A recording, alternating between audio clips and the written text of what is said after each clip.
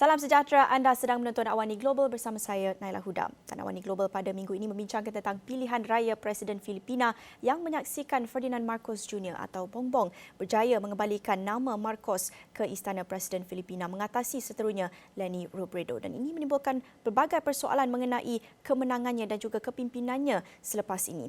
Apa rasional pengundi memilih Ferdinand Marcos Jr. meskipun dengan sejarah hitam membabitkan keluarganya sebelum ini? Dan apa maksudnya kepada demokrasi Filipina selepas ini? Adakah sejarah akan berulang di bawah kepimpinan?nya? Dan apa dasar luar negara foreign policy yang boleh kita jangkakan di bawah pemerintahan Ferdinand Marcos Jr. selepas ini? Dan bersedia untuk mengulas lebih lanjut, bersedia bersama saya Profesor Madya Dr. Anthony Rogers, pensyarah pengajian antarabangsa dan strategik Universiti Malaya. Terima kasih kepada Prof sudi bersama saya dalam Awani Global sekali lagi pada minggu ini. Prof, kita nak melihat kepada keputusan pilihan raya Presiden Filipina. Adakah ini sudah dijangkakan atau menjadi satu kejutan buat Prof? Okay, terima kasih pada pihak Astro atas jemputan pada sesi ini.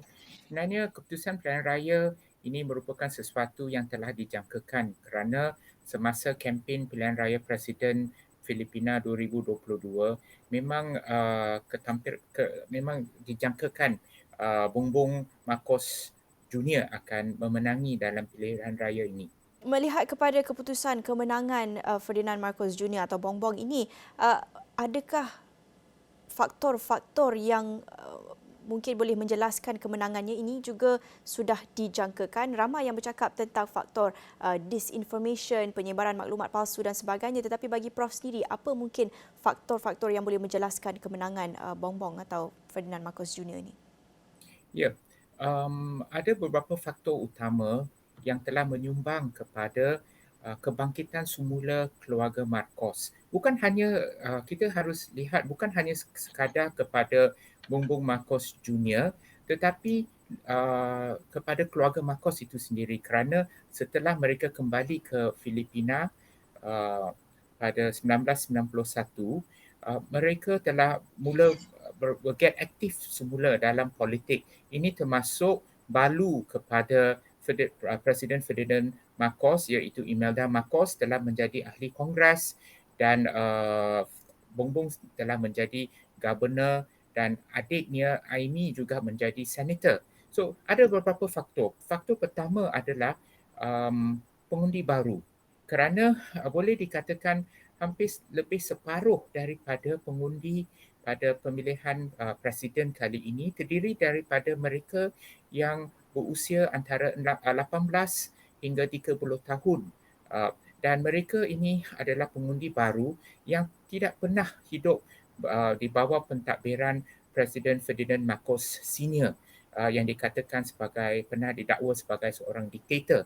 So mereka tidak ada pengalaman mengenai Marcos Senior. Apa yang mereka tahu tentang Marcos Senior adalah daripada pembacaan buku sejarah dan sebagainya. Dan seperti mana saudari sendiri telah sebut, ada usaha uh, untuk memulihkan nama Marcos tersebut, untuk mengubah naratif bahawa pentadbiran Marcos itu adalah kononnya satu zaman keemasan Filipina dan undang-undang tentera yang telah digubal ketika itu, pelaksanaan undang-undang tentera pemerintahan darurat adalah demi ketenteraman Filipina. So naratif itu telah pun dengan sengaja diubah, diberi interpretasi baru. Itu pertama, iaitu dari segi pengundi baru yang tidak pernah hidup di bawah pentadbiran Marcos. Kedua adalah kekecewaan terhadap pentadbiran pasca Marcos, iaitu semenjak 1986 setelah jatuhnya pemerintahan Presiden Marcos,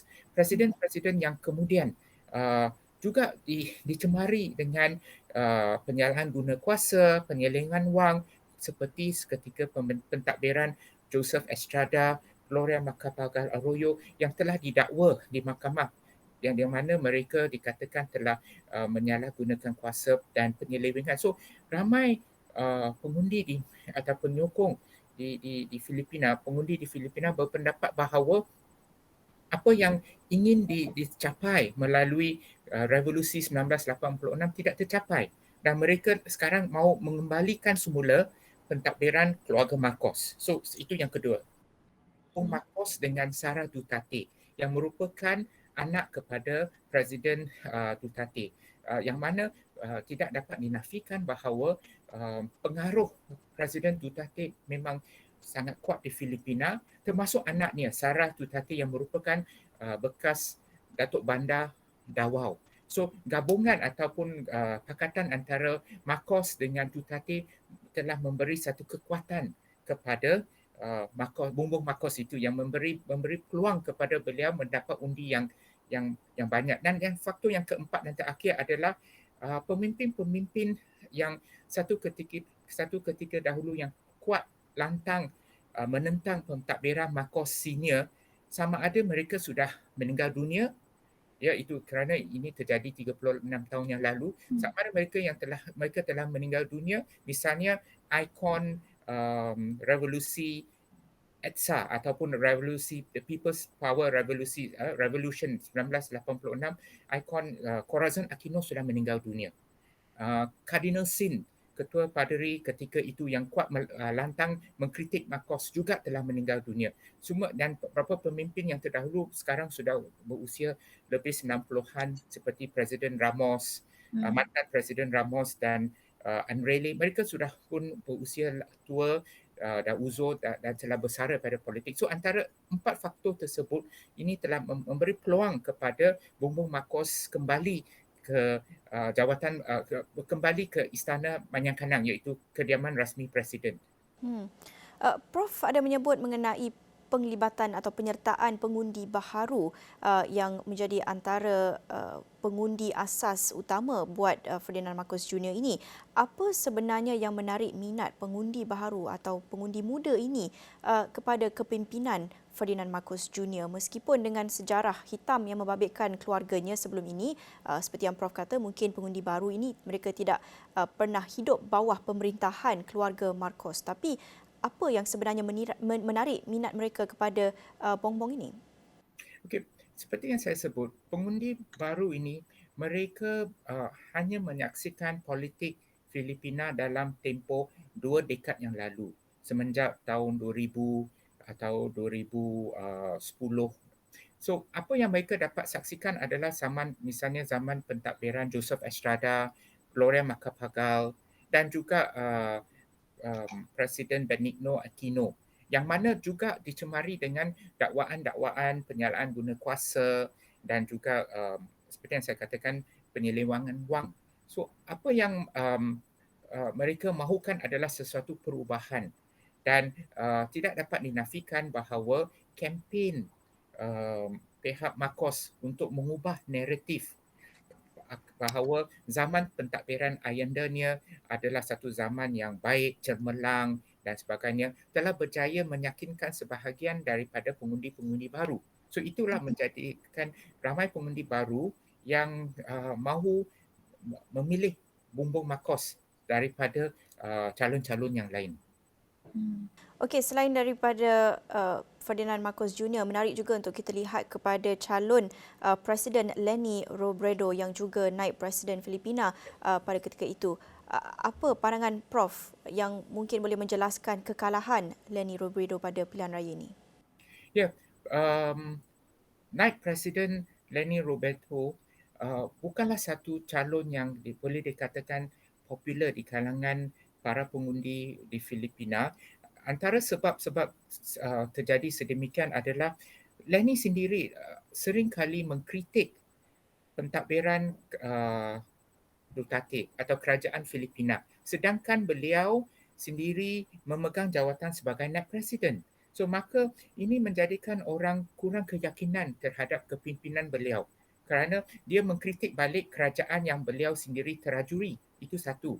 Yang kedua, imej beliau sebagai seorang yang dikatakan pro Amerika Syarikat yang akan tunduk kepada Washington, dan kita perlu fahami budaya politik di Filipina. Walaupun saya tak nafi pengaruh Amerika Syarikat itu sangat kuat di Amerika Syarikat, khususnya dalam bidang sosial, dalam bidang budaya. Memang ramai orang Filipina mengamalkan cara hidup Amerika Syarikat. Tapi dari segi politik dan diplomasi itu berbeza.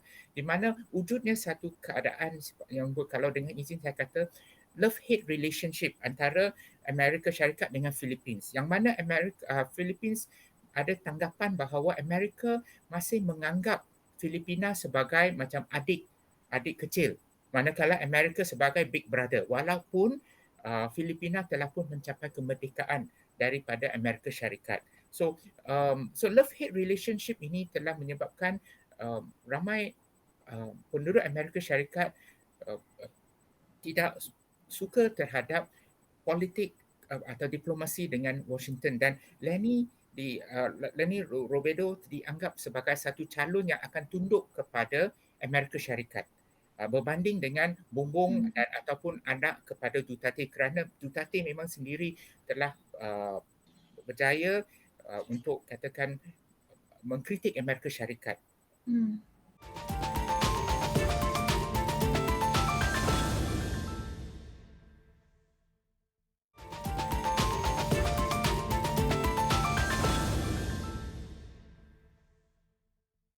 Ada pihak yang melihat kedua-dua calon utama ini antara Ferdinand Marcos Jr. dan juga Leni Robredo sebagai calon yang cukup berbeza. Pandangan Prof, boleh tak kita nak rumuskan politik di Filipina dan juga sentimen rakyat ketika ini semakin polarizing, iaitu jurang kefahaman politik antara kedua-dua pihak ini semakin meluas, semakin besar? Ya, betul. Dan juga satu yang sering kali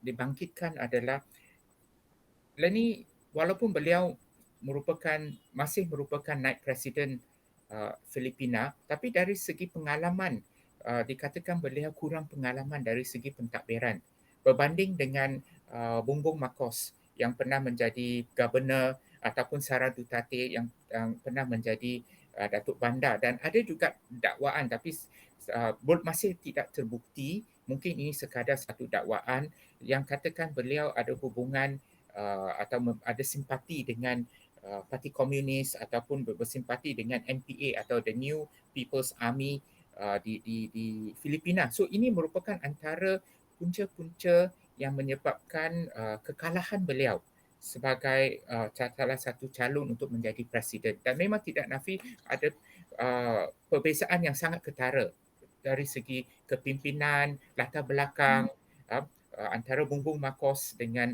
Leni Robredo. Okey Prof, kita nak berbalik kepada isu disinformation atau penyebaran maklumat palsu yang seperti mana Prof kata ada usaha untuk mengubah naratif berhubung dengan keluarga Marcos ini. Melihat kepada disinformation, penyebaran maklumat palsu, berita palsu dan sebagainya, adakah ini memainkan peranan yang besar dalam pilihan raya ini dan apa mungkin kesannya kepada sistem demokrasi Filipina, kepada politik Filipina pada masa akan datang? Isu disinformation atau propaganda ini merupakan bukan satu perkara yang baru dalam politik Filipina. Malahan sebelum pilihan raya ini pun, dalam pilihan raya yang lepas pun berlaku isu-isu sedemikian di mana fitnah dilemparkan antara satu pihak dengan pihak yang lain. Tapi khasnya dalam pemilihan presiden kali ini, kerana ini dianggap satu pemilihan yang sangat menarik yang melibatkan keluarga Marcos yang satu ketika dahulu telah pun digulingkan oleh penduduk Filipina sendiri. Maka pihak yang menyokong Marcos cuba sedaya upaya untuk membersihkan nama Presiden Marcos. Dan manakala pihak yang anti Marcos telah cuba sedaya upaya untuk mengaitkan Bongbong Marcos dengan ayanda beliau. Dan selain daripada kita perlu juga lihat di mana Bongbong Marcos sendiri telah cuba elak daripada terlibat dalam debat antara calon-calon dalam pemilihan presiden kerana beliau tidak mahu terperangkap dengan isu-isu seperti apa yang telah berlaku pada zaman ayanda beliau dan sebagainya. So beliau cuba elak daripada adanya debat. So ini untuk demi kekuatan parti politiknya sendiri. Prof, pada masa yang sama dalam kita bercakap tentang isu disinformation ini bukan satu perkara yang baharu tetapi ramai yang bercakap tentang isu kesihatan demokrasi di Filipina sendiri yang kita tahu bukan sahaja di negara-negara di Asia Tenggara, kita tahu ini juga satu elemen atau tema yang konsisten di negara barat juga di Amerika Syarikat dengan pilihan raya, dengan calon Presiden Trump dan sebagainya. Banyak perbincangan mengenai dengan democratic deficit dan juga isu keyakinan orang ramai terhadap sistem dan institusi politik ketika ini. Melihat kepada pilihan raya Filipina baru-baru ini, bagaimana pandangan Prof terhadap kesihatan demokrasi di negara itu pada pilihan raya ini dan juga untuk masa akan datang? Baik, bagi saya agak awal untuk kita nak katakan okey, memandangkan Bongbong Marcos Junior ini telah pun terpilih untuk menjadi presiden Filipina yang akan datang. Adakah beliau akan mengikuti uh, jejak langkah seperti Ayanda? Bagi saya untuk berlaku adil kepada beliau, walaupun beliau merupakan satu-satunya anak lelaki pada Presiden Ferdinand Marcos, mungkin beliau ada kaedah yang berbeza.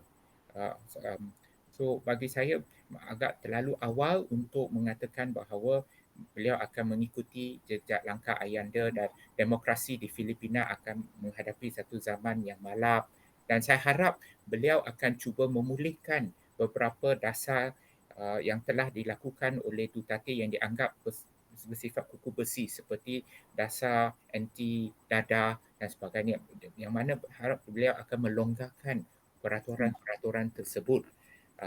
Dan saya percaya bahawa keadaan di Filipina sekarang amat berbeza berbanding dengan zaman semasa pentadbiran ayanda beliau Ferdinand Marcos, iaitu daripada 1965 hingga 86.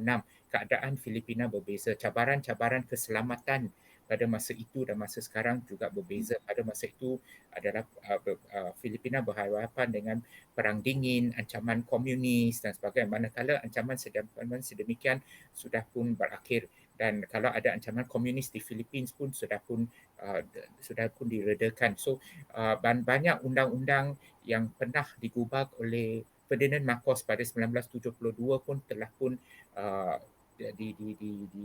tidak diguna pakai.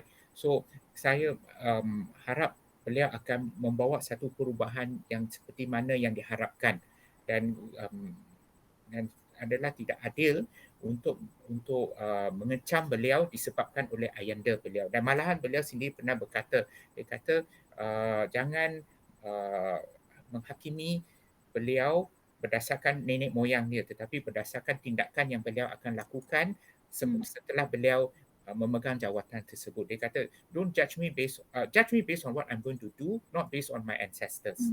So saya harap um, perkara sedemikian akan berlaku. Jadi Prof, kalau kita nak menilai Bongbong Marcos sebagai seorang pemimpin tersendiri dan terasing daripada sejarah keluarganya, apa yang kita tahu mengenai Bongbong Marcos dan apa sebenarnya kempen yang diperjuangkan beliau sepanjang kempen pilihan raya presiden ini? Baik, antara yang telah diperjuangkan seketika dalam kempen pertama sekali adalah pemulihan ekonomi pasca pandemik COVID-19 yang telah melanda negara Filipina, bukan hanya Filipina tapi seluruh dunia, tapi Filipina juga terasa disebabkan dasar PKP yang mereka juga adakan, yang telah menyebabkan ramai kehilangan pekerjaan, perniagaan terpaksa ditutup. So antara yang telah diperjuangkan dalam kempen beliau adalah untuk menyediakan lebih peluang pekerjaan. Selain daripada itu, beliau telah berkempen untuk menurunkan harga barangan makanan seperti beras, dan juga kadar elektrik akan diturunkan. So itulah antara yang saya percaya sebaik saja beliau mengambil alih sebagai Presiden Filipina, beliau akan cuba lakukan. Hmm. Bagaimana pula kalau kita nak lihat dari segi dasar luar negara atau foreign policy, apa yang boleh kita jangkakan daripada beliau, khususnya dalam peranan yang Filipina boleh mainkan dalam ASEAN? Baik, saya percaya bahawa dari segi dasar luar tidak ada perubahan yang drastik berbanding dengan dasar luar yang telah pun diamalkan oleh Filipina dalam dua dekad yang lalu. Misalnya Filipina sebagai anggota ASEAN yang akan terus bekerjasama dalam forum ASEAN. Selain daripada itu, hubungan antara Filipina dengan China, hubungan Filipina dengan Amerika Syarikat. Saya percaya bahawa melalui salah satu debat pasal Bongbong dengan sengaja cuba elak daripada mengadakan debat. Tapi antara salah satu debat yang beliau sempat terlibat, beliau ada menyatakan bahawa beliau akan cuba mempertahankan kedaulatan Filipina dalam isu Laut Cina Selatan dan akan cuba sedaya upaya untuk memastikan teritorial integriti Filipina akan dipertahankan dalam isu Laut Cina Selatan. Tapi pada masa yang sama beliau juga akan cuba mempereratkan hubungan antara Manila dengan Beijing untuk tujuan menarik pelaburan daripada negara China terhadap Filipina. Tapi dari segi hubungan Amerika Syarikat dan Filipina, ini sesuatu yang agak menarik dan juga rumit bagi Bongbong Marcos. Untuk pengetahuan saudari, Bongbong Marcos mempunyai kes di mana beliau telah disabit menghina mahkamah di Hawaii kerana satu ketika dahulu keluarga beliau berada di Hawaii daripada 1986 hingga 1991 yang mana beliau dan keluarganya telah dikenakan untuk membayar ganti rugi kepada mangsa ayanda ketika pentadbiran ayanda beliau sebanyak kalau tak silap saya sebanyak 2 juta, tapi sehingga sekarang beliau tidak berbuat demikian. Dan so timbul satu kerumitan di mana adakah beliau boleh pergi ke Amerika Syarikat kerana beliau ada kes untuk menghina kes menghina mahkamah di Hawaii. Tapi mungkin memandangkan beliau sebagai seorang presiden, beliau ada immunity atau kekebalan sebagai ketua kerajaan untuk melawat Washington DC. Okey, itu satu, itu secara peribadi. Tapi saya percaya Filipina akan terus meneruskan hubungan dari segi pertahanan dengan Amerika Syarikat. Okay, dan mungkin dari segi hubungan dengan Malaysia, saya percaya hubungannya akan seperti biasa dan isu Sabah akan masih berlarutan kerana tidak ada mana-mana presiden Filipina yang sanggup menggugurkan isu Sabah walaupun Sabah, kedaulatan Malaysia terhadap Sabah telah pun diperakui oleh masyarakat antarabangsa, sesuatu yang sukar dipertikaikan. Tetapi isu ini akan sentiasa dimainkan oleh ahli-ahli politik di Filipina termasuk presiden demi mendapat sokongan daripada pengundi dan sebagainya. Ya, mungkin tak banyak perubahan dalam dasar luar yang boleh kita jangkakan daripada Bongbong Marcos, tapi bagaimana pula dengan sentimen masyarakat antarabangsa terhadap Filipina selepas ini bawah kepimpinan beliau? Bagi saya masyarakat antarabangsa khasnya daripada barat, walaupun mereka mengkritik pentadbiran ayanda beliau dan mengatakan bahawa adanya disinformation, suka tak suka, beliau telah pun dipilih secara demokratik. Dan ini yang sering kali diperjuangkan oleh media barat dan negara-negara barat, iaitu demokrasi. Dan Bongbong Marcos menjadi presiden melalui pemilihan presiden yang diterima oleh penduduk Filipina. So masyarakat antarabangsa perlulah menghormati pemilihan ataupun pilihan orang Filipina itu sendiri. Akhir sekali Prof, kalau kita lihat di media sosial apa yang dibincangkan orang ramai mengenai dengan pilihan raya Presiden Filipina ini daripada perspektif rakyat Malaysia adalah untuk membuatkan perbandingan antara situasi di Filipina dan di Malaysia, melihat kepada bagaimana anak kepada seorang diktator boleh kembali ataupun mengembalikan nama Marcos itu ke istana Presiden di Filipina, dan ada juga pihak yang khawatir mungkin sejarah boleh berulang di sini apabila mungkin pemimpin-pemimpin sebelum ini boleh kembali berkuasa, tidak kira apa sejarah yang mereka bawa ke negara ini. Melihat kepada populariti pemimpin populis dan juga politik populis ini, adakah situasi yang sama boleh berlaku di Malaysia? Sememangnya kita tak boleh nafi bahawa politik populis ini berlaku di mana-mana, bukan hanya di Malaysia. Kalau kita lihat di Amerika Syarikat sendiri pun, Presiden George Bush Senior, kemudian adanya George Bush Junior. So, perkara sedemikian sering kali berlaku dan tidak dapat dinafikan. Tapi apa yang penting adalah sebagai seorang warga negara, kita harus bijak menggunakan hak kita dalam ketika mengundi. Kita perlulah membuat sedikit kajian mengenai apa yang dijanjikan dan juga latar belakang calon tersebut. So, itu yang saya boleh katakan. Hmm. Baik, terima kasih. Banyak lagi yang kita nak bincangkan mengenai pilihan raya Presiden Filipina, tapi itu sahaja masa yang kita ada untuk Awani Global jam ini. Terima kasih kepada Profesor Madya Dr. Roy Anthony Rogers sudi bersama saya dalam Awani Global. Sekali lagi, tetapi kali ini membincangkan mengenai politik di Filipina dan apa maksudnya bagi masa depan Filipina selepas ini. Terima kasih sekali lagi kepada Prof untuk perkongsian itu. Itu sahaja masa kita ada untuk Awani Global jam ini. Bersama saya Nala Huda. Jumpa lagi. Salam hormat.